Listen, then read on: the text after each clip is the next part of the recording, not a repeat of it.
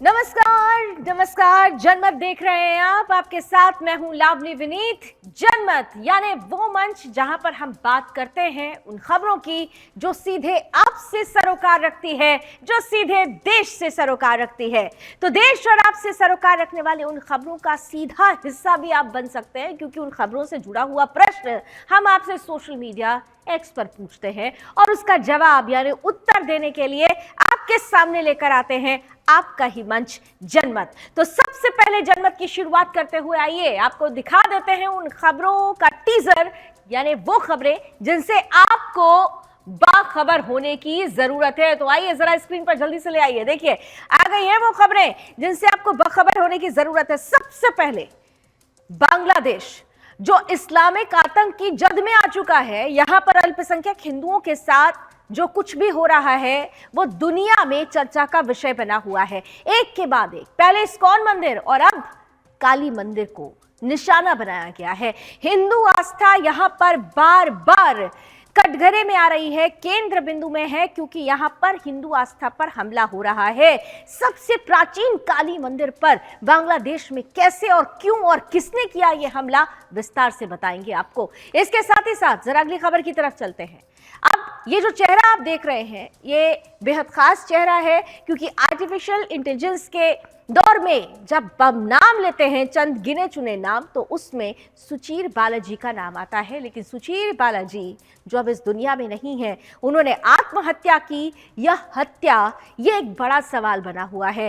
Artificial intelligence से जुड़ी हुई कंपनी ओपन एआई पर कुछ सवाल उन्होंने खड़े किए और अचानक से अपने ही फ्लैट में सैन फ्रांसिस्को में अगर उनकी बॉडी पाई जाती है तो दुनिया भर में ये चर्चा हो रही है कि ये सुसाइड है या मर्डर। इसकी इनसाइड स्टोरी क्या है, जनमत में पूरी तरह से आपके सामने रखेंगे। इसके अलावा बात अगर आर्टिफिशियल इंटेलिजेंस की हो रही है तो एक तरफ तो सुचीर बालाजी का मुद्दा है, आत्महत्या है या हत्या, ये सवाल है। लेकिन एक सवाल जिसका जवाब स्पष्ट रूप से आया, वो आया बेंगलुरु के एआई इंजीनियर अतुल सुभाष की तरफ से, जिन्होंने सुसाइड किया। और सुसाइड करने से पहले 1.25 घंटे के एक वीडियो में उन्होंने अपनी पत्नी और ससुराल वालों को और देश की न्यायिक व्यवस्था को कटघरे में खड़ा किया। उन्हें अपनी आत्महत्या के लिए दोषी बताया। उनकी पत्नी और ससुराल वालों को गिरफ्तार कर लिया गया है। कहां से कैसे हुई है निकिता की और निकिता के परिवार वालों की गिरफ्तारी, बताएंगे आपको विस्तार से। इसके अलावा आपने स्पेशल 26 मूवी तो जरूर देखी होगी, लेकिन वो केवल रील और रियल लाइफ का जो डिफरेंस होता है वो गुजरात में नजर आया है। दरअसल गुजरात के कच्छ से स्पेशल 26 की धरपकड़ हुई। नकली ईडी अधिकारी बनकर किस तरह से ज्वेलरी शॉप को लूटा गया, और लूटने वाले कोई और नहीं थे, आम आदमी पार्टी से जुड़े हुए चेहरे थे। आम आदमी पार्टी का, गुजरात आम आदमी पार्टी का लीडर, स्पेशल 26 का भी लीडर कैसे निकला, किस तरह से ये पूरी कहानी सामने आई, विस्तार से आपके सामने रखेंगे। और साथ ही साथ सबसे बड़ी खबर यह भी है कि लाल कोट, जिसे आप लोग लाल किले के नाम से जानते हैं, लेकिन वास्तव में वो लाल कोट है। लाल कोट मेरा है, ये मैं नहीं कह रही हूं, दरअसल ये तो कह रही हैं बहादुर शाह जफर द्वितीय की जो वंशज हैं वो ये कह रही हैं लाल कोट जो सरकार की संपत्ति है उस पर अपना अधिकार बता रही हैं। लेकिन कोर्ट ने क्या कुछ कहा है, लाल कोट उनका है या नहीं है, इस पर हम पर्दा उठाएंगे, विस्तार से आपको बताएंगे। लेकिन सबसे पहले, क्योंकि जनमत में अब हम उन खबरों की तरफ आपको लिए चलते हैं जिसमें आपका सरोकार है, देश का सरोकार है, तो जनमत में सबसे पहले बात होने वाली है पड़ोसी देश बांग्लादेश की। बांग्लादेश जहां पर हिंदू आस्थाओं पर हमले थमने का नाम नहीं ले रहे हैं। शेख हसीना सरकार के पतन के बाद से ही हिंदू मंदिरों और आस्थाओं पर लगातार हमले हो रहे हैं। ताजा घटना जमालपुर जिले के सरिसाबाड़ी उपजिला के कामराबाद यूनियन स्थित महाशमशान काली मंदिर से जुड़ी हुई है।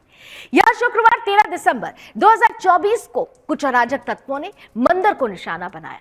मंदिर में घुसकर बाकायदा मूर्तियों को खंडित किया और इसके साथ साथ मूर्तियों पर जो आभूषण थे उन आभूषणों को भी लूट लिया। मीडिया रिपोर्ट से कह रही हैं कि यह घटना सरिसाबाड़ी उपजिला में आने वाले कामराबाद यूनियन की है, जहां महाशमशान काली मंदिर स्थानीय हिंदुओं के आस्था का केंद्र माना जाता रहा है। गुरुवार शुक्रवार की देर रात इसमें कुछ अराजक तत्वों ने घुसकर तोड़फोड़ की। मंदिर में विधि विधान से स्थापित 7 मूर्तियों में तोड़फोड़ की गई। काली माता की प्रतिमा का सिर धड़ से अलग कर दिया गया। जाते जाते हमलावर मूर्तियों के श्रृंगार के लिए चढ़ाए गए आभूषण भी लूट ले गए। शुक्रवार सुबह मंदिर के अध्यक्ष उत्तम कुमार तिवारी मंदिर पहुंचे तो उन्हें इस काली करतूत की जानकारी हुई। उत्तम कुमार के अनुसार उनको नहीं पता कि यह हरकत किसकी है, लेकिन घटना के पीछे जो कोई भी है उसे खोज निकाला जाएगा और उसे सजा जरूर दी जाएगी, ऐसा उत्तम कुमार कह रहे हैं। मंदिर प्रबंधन की शिकायत के बाद पुलिस घटनास्थल पर पहुंची। हिंसा प्रभावित मंदिर के वीडियो और फोटो सोशल मीडिया पर वायरल हो रहे हैं। वायरल वीडियो में देखा जा सकता है कि मंदिर पूरी तरह से अस्त व्यस्त है। तस्वीरें आपके सामने हम इसीलिए रख भी रहे हैं। तोड़फोड़ के बाद मूर्तियों को जमीन पर पटक दिया गया। अधिकतर प्रतिमाओं के सिरों को काट लिया गया। आप सोचिए ये कैसी मानसिकता है। न केवल मूर्तियां चोरी की गई, खंडित की गई, बल्कि बाकायदा उनके शीश को काटा गया।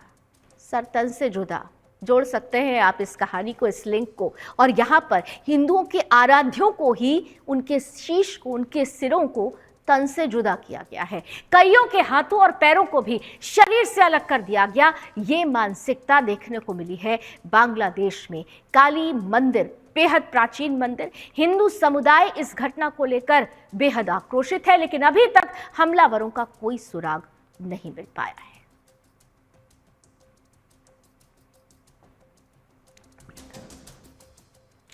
तो बांग्लादेश में किस तरह से छिन्न भिन्न किया जा रहा है प्रतिमाओं को, हिंदू आस्था को टारगेट किया जा रहा है और हिंदू आस्था के माध्यम से हिंदुओं को टारगेट किया जा रहा है। और हमारे देश में हिंदू एकता का ढिंढोरा पीटने वाले कुछ लोग अभी भी मौन साधना में हैं।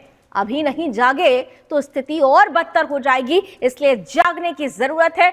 जगाएंगे एक और खबर के माध्यम से आपको। और आइए अब जनमत के सिलसिले को आगे बढ़ाते हैं और जरा बात कर लेते हैं ओपन एआई पर सवाल उठाने वाले सुचीर बालाजी की।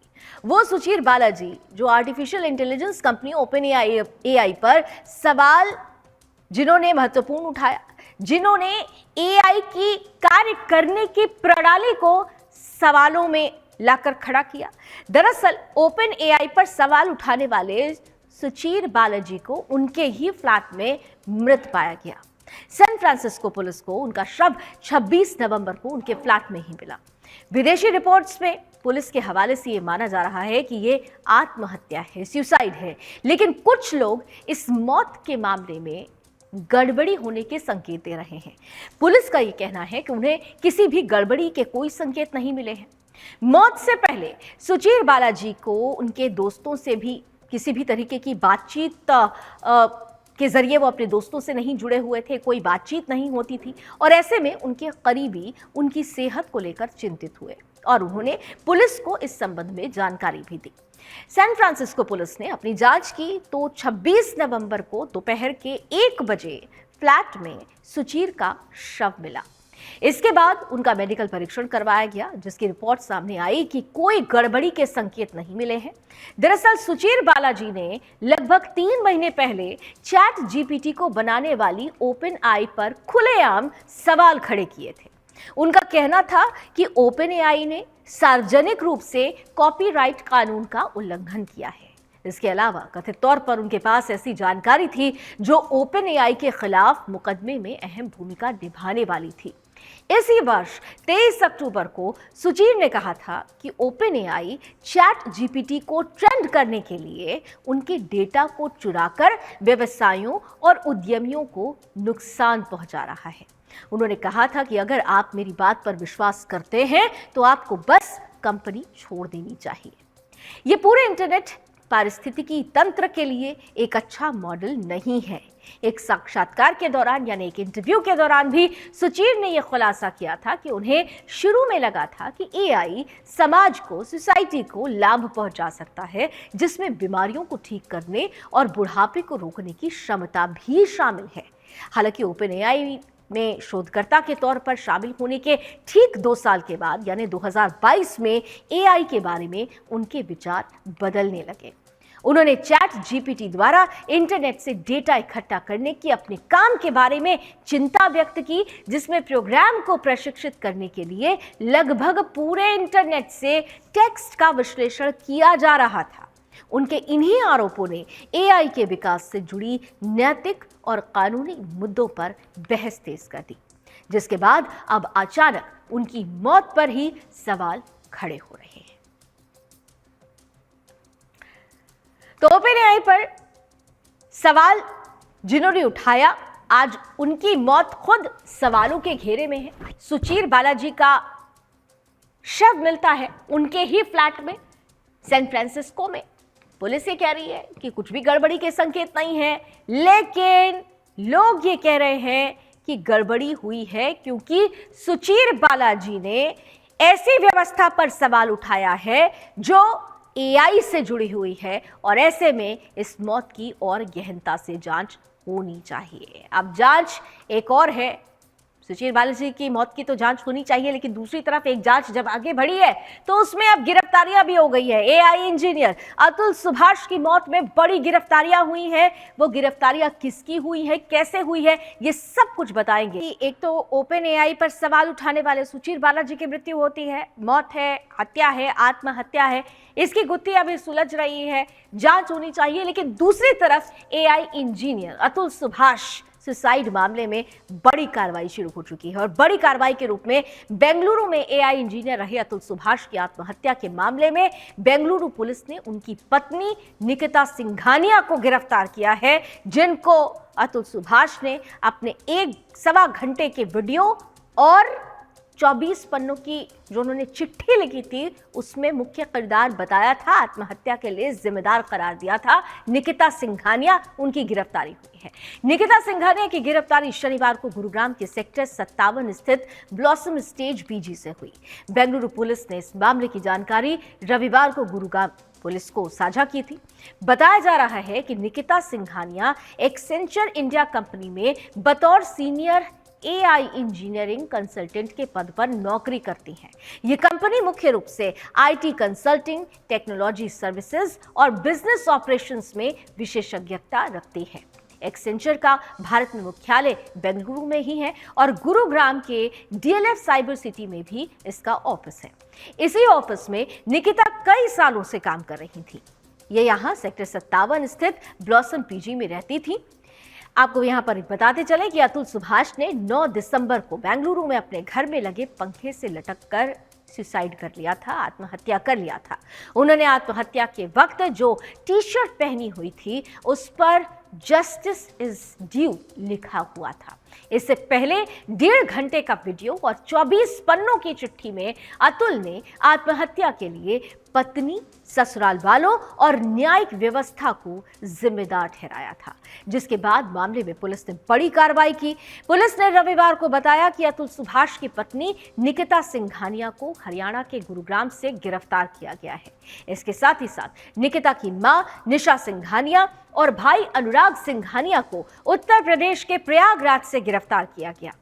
पुलिस ने बताया कि आरोपियों को शनिवार सुबह गिरफ्तार करके बेंगलुरु लाया गया है और इसके बाद तीनों को स्थानीय अदालत में पेश किया गया, जहां से अदालत ने तीनों को ही 14 दिन की न्यायिक हिरासत में भेज दिया है। कुल मिलाकर अतुल सुभाष के मामले में ये कहा जा सकता है कि बेंगलुरु पुलिस ने तेजी दिखाई, क्योंकि जो डाइंग स्टेटमेंट था वो ये बता रहा था कि अतुल किस मानसिक प्रताड़ना से जूझ रहे थे। जो लोग रिस्पॉन्सिबल थे उनकी मृत्यु के लिए उनको गिरफ्तार होना ही चाहिए। देश भर में यह मांग उठ रही थी और बेंगलुरु पुलिस ने ये काम किया और जांच करते हुए तीनों की ही गिरफ्तारी हो गई है और अब 14 दिन की न्यायिक हिरासत में तीनों को भेज दिया गया है। अब इसी के साथ आइए हम जरा आगे बढ़ते हैं और आगे बढ़ते हुए आपको राष्ट्रीय राजधानी दिल्ली की एक बेहद खास खबर से अब आपका परिचय करा देते हैं, अवगत करा देते हैं। दरअसल नूतन मराठी स्कूल पहाड़गंज में आज विश्व हिंदू परिषद और बजरंग दल की तरफ से त्रिशूल दीक्षा कार्यक्रम आयोजित किया गया। इसका उद्देश्य देश, हिंदू धर्म और हिंदुत्व और अपनी रक्षा करने के लिए दृढ़ संकल्प लिया गया। इस अवसर पर हजारों की संख्या में बजरंग दल कार्यकर्ताओं को त्रिशूल भेंट किया गया। इस अवसर पर विश्व हिंदू परिषद के संयुक्त महामंत्री सुरेंद्र जैन, प्रांत अध्यक्ष कपिल खन्ना के साथ ही साथ साधु संत सम्मिलित हुए। इस कार्यक्रम से जिहादियों को दिल्ली से खत्म करने का उद्देश्य रखा गया था। ये उद्देश्य था कि कैसे जिहादी मुक्त करना है दिल्ली को पुनः इंद्रप्रस्थ बनाने के लिए संकल्प लिया गया। इस कार्यक्रम से सीधे सीधे जिहादियों और विधर्मी ताकतों को चुनौती दी गई है और अब हिंदुस्तान में हिंदू इन जिहादियों को बर्दाश्त नहीं करेगा। इस कार्यक्रम को खास तौर से इस कार्यक्रम के दौरान हमारे संवाददाता की वहां पर उपस्थिति थी और खास तौर से इस अवसर पर हमारे संवाददाता दीपक खामरा जब वहां उपस्थित थी तो उन्होंने अपने कैमरे में क्या कुछ कैद किया, आइए उन्हीं की नजरों से देखते हैं। शक्तिवान बलवान बनो तुम, बुद्धिमान कहलाओ रे, भारत माता पुकारे बजरंग दल में आओ रे।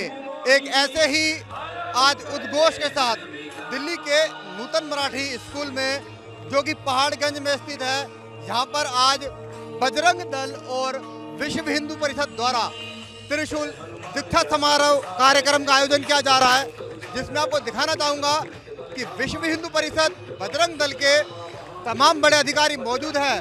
तो वहीं सबसे बड़ा चेहरा यहाँ पर आपको उन युवाओं का दिखेगा जो काफ़ी भारी तादाद में आप देखेंगे कि आज इस कार्यक्रम में आपको यहाँ हजारों की तादाद में युवा पहुंचे हैं, जहां पर इनको आज त्रिशूल दिया गया है। इनको देश, धर्म और हिंदुत्व की रक्षा के लिए आह्वान किया गया है। ये सभी वो लोग हैं जो विश्व हिंदू परिषद बजरंग दल से जुड़े हुए हैं और यहाँ पर आज पहुंचकर इनको बताया जा रहा है कि आज की जो वर्तमान परिस्थितियां हैं, जो वर्तमान समय में जिस प्रकार देश विरोधी ताकतें सक्रिय हैं, हिंदुत्व को टारगेट कर रही हैं, हिंदुत्व को मिटाने का प्रयास कर रही हैं, उन सबको करारा जवाब आज के समय में हिंदू देने वाला है। आज त्रिशूल दीक्षा समारोह कार्यक्रम यहाँ पर किया गया है। इस कार्यक्रम में दिल्ली बजरंग दल का कहना है कि कम से कम अभी तक 10,000 युवाओं को त्रिशूल जो है वो वितरण किया गया है। मैं प्रयास करूँगा कि वो त्रिशूल जो है आप देखेंगे कि ये वो त्रिशूल है जो आज वितरण किया गया है। बजरंग दल यानी तुम रक्षक कहूँ को हारना, यानी बजरंग दल का ये वो आप देखेंगे कि इसके अंदर जो आज त्रिशूल दिया गया है उसको हम देखते हैं, समझने का प्रयास करते हैं। ये वो त्रिशूल है जो आज बजरंग दल की तरफ से दिया गया है, आत्मरक्षा के लिए, हिंदू माता बहनों की रक्षा के लिए, देश की रक्षा के लिए, संस्कृति की रक्षा के लिए। तो ये त्रिशूल जो है आज इन तमाम युवाओं को देकर बजरंग दल ने आह्वान किया है कि अब हिंदुत्व की आवाज़ केवल मंचों से, कार्यक्रमों से नहीं होगी, अब धरातल से भी हिंदू अपनी आवाज़ को बुलंद करके प्रखरता से रखेगा। इस विषय में बात देखते हैं कि दिल्ली के उपराज्यपाल ने अब दिल्ली पुलिस को रोहिंग्या और बांग्लादेशियों की पहचान करने के लिए आदेश जारी किया है। सबसे पहले मैं आपके टीवी के माध्यम से दिल्ली के उपराज्यपाल को बहुत बहुत बधाई देता हूं, साधुवाद देता हूं कि कम से कम जो निर्णय लिया है इससे दिल्ली वासियों को एक बहुत राहत मिलेगा, क्योंकि आपको मालूम है कि सबसे ज़्यादा रोहिंग्या मुसलमान भरे हुए हैं और इनको करना चाहिए, भगाना चाहिए। अगर ये इस तरह से सरकार दिल्ली पुलिस नहीं कर पाई तो हमारे बजरंग दल के, विश्व हिंदू परिषद के कार्यकर्ता उनको भगाने का काम करेंगे। और अब ये ठान लिया गया है कि भारत के अंदर कोई भी रोहिंग्या मुसलमान और दिल्ली के अंदर नहीं रहेगा, ये मैं आपको बता देना चाहता हूँ। हमारे साथ विश्व हिंदू परिषद के दिल्ली प्रांत के अध्यक्ष कपिल खन्ना जी हैं। सर, आज का कार्यक्रम त्रिशूल दीक्षा आपने दिया है, युवाओं को संदेश भी दिया है, इसका क्या प्रारूप समझा जाए? दिल्ली में त्रिशूल दीक्षा का कार्यक्रम नियमित पहले होता था और कुछ वर्षों से ये कार्यक्रम नहीं हो पाया, कोरोना काल था।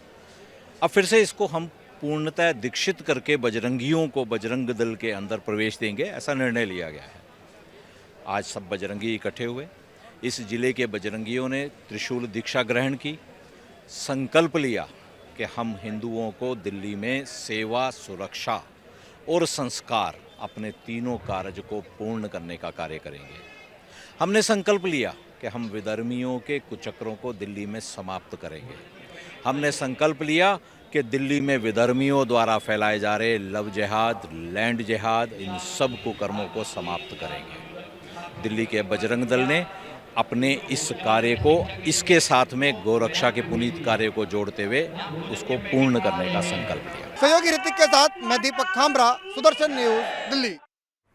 तो जिहादी मुक्त करना है दिल्ली को पुनः इंद्रप्रस्थ बनाना है और इसी का संकल्प, इसी का प्रण लिया गया है। कुछ और खबरें हैं जो जनपद पे आपका इंतजार कर रही हैं। बाखबर होने के लिए हमारे साथ जुड़े रहिए और आपको सोनीपत गन्नौर लिए चलते हैं, जहां आज विश्व हिंदू परिषद ने गन्नौर बजरंग दल संयोजक धर्मवीर शर्मा और मंत्री सुरेंद्र खुराना की देखरेख में बाबरी ढांचा विध्वंस के उपलक्ष्य में शौर्य प्रदर्शन यात्रा निकाली। यात्रा के मुख्य अतिथि हरियाणा प्रांत के बजरंग दल विद्यार्थी संयोजक ललित भिवानी रहे। बजरंग दल हर वर्ष गीता जयंती सप्ताह में शौर्य यात्रा निकालता है। यात्रा की शुरुआत 1008 स्वामी दयानंद सरस्वती जी महाराज ने की।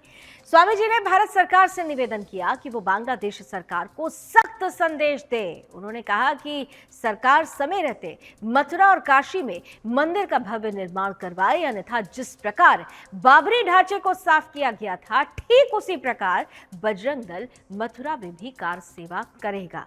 जिला मंत्री नरेंद्र पाल शर्मा ने हिंदू समाज को एकजुट होने का आह्वान किया। जाति में ना बंटकर एक हैं तो सेफ हैं का नारा दिया। यात्रा में हल्का विधायक देवेंद्र कादियान ने स्वामी दयानंद सरस्वती जी महाराज को माला पहनाकर उनका स्वागत किया और इस अवसर पर रोहतक विभाग मंत्री सुभाष गुप्ता, जिला सह मंत्री रवि कुमार, जिला उपाध्यक्ष भी उपस्थित रहे।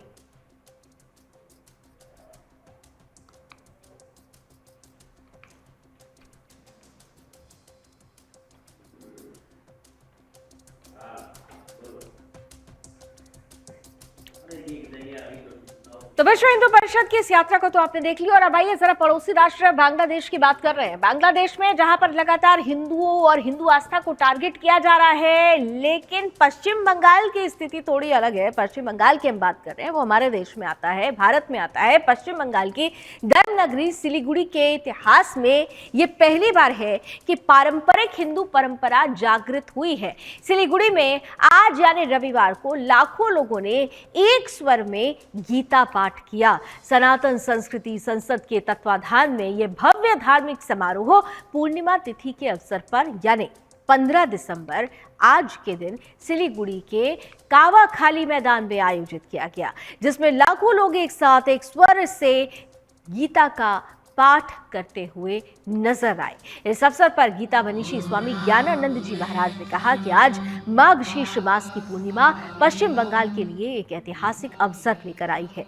सिलीगुड़ी का कावाखाली मैदान, जिसे आज नाम दिया गया कुरुक्षेत्र मैदान, वास्तव में एक अद्भुत दृश्य है। एक साथ 1 लाख गीता पाठ, ये केवल रैली नहीं बल्कि वास्तव में रजिस्ट्रेशन है। विशाल ग्राउंड में गीता प्रेमियों की अपार भीड़ देखने को मिली। मुझे लगता है, ये कहा महाराज जी ने कि मुझे लगता है कि ये संख्या 1 लाख से अधिक होगी। एक प्लॉट में पूरे पश्चिम बंगाल के संत उपस्थित हैं। मंच पर अलग अलग संप्रदायों के संत एक साथ विराजित हैं। मंच से कहा गया कि धर्म क्षेत्र कुरुक्षेत्र का वो मैदान केवल महाभारत युद्ध के लिए मैदान नहीं था, बल्कि अधर्म पर धर्म की विजय का मैदान था।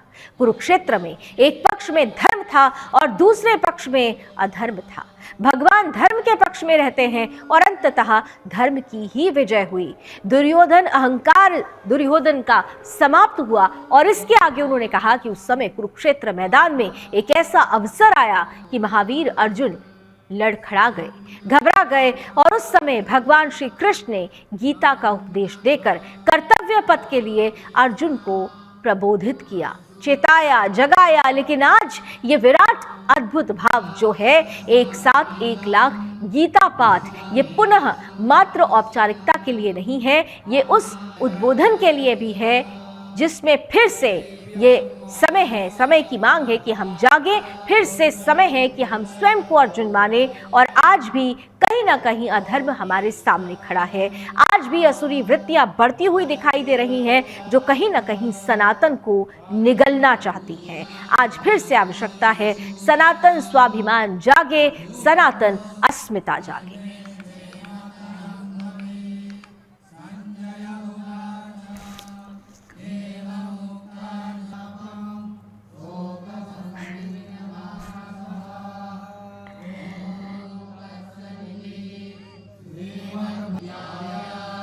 नेता युयुत्सवा मामका पांडवश्चैव किम कुर्वत संजया। सीधे तौर पर ये कहा गया कि अधर्म पर विजय प्राप्त करने के लिए जो कुछ कदम उठाना पड़े वो उठाना पड़ेगा ही, पर उठाना चाहिए भी, क्योंकि धर्म सुरक्षित तो हम सुरक्षित।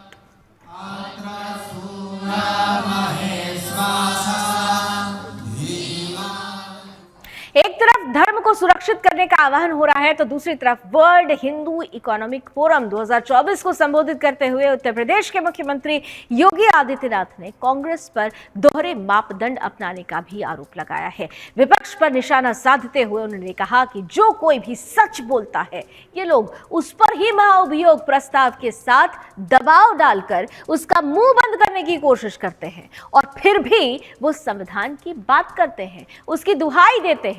उनके दोहरे मापदंड आपने देखे। सीएम ने कहा कि प्रयागराज हाईकोर्ट के जज ने कहा कि समान नागरिक संहिता होनी चाहिए और दुनिया भर में बहुसंख्यक समुदाय की भावनाओं का सम्मान होना चाहिए।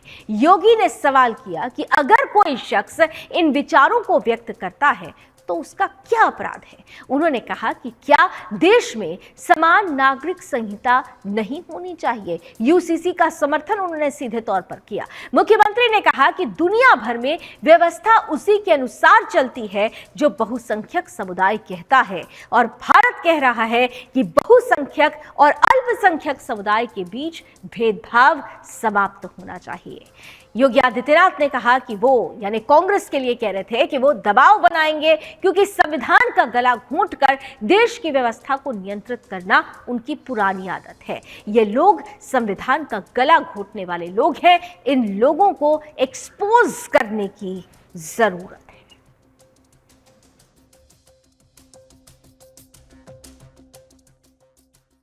दो दृश्य वर्तमान में चल रहे हैं। भारत के अंदर राज्यसभा में राज्यसभा के सभापति महामहिम उपराष्ट्रपति हुआ करते हैं। महामहिम उपराष्ट्रपति जी के खिलाफ कांग्रेस के नेतृत्व में विपक्ष ने एक नोटिस दी है। जो भी सच बोलेगा ये लोग महाभियोग का धौंस देकर के उसके मुंह को बंद करने का प्रयास करेंगे और फिर भी ये लोग संविधान की दुहाई देते हैं। इनके दोहरे चरित्र को देखो ना।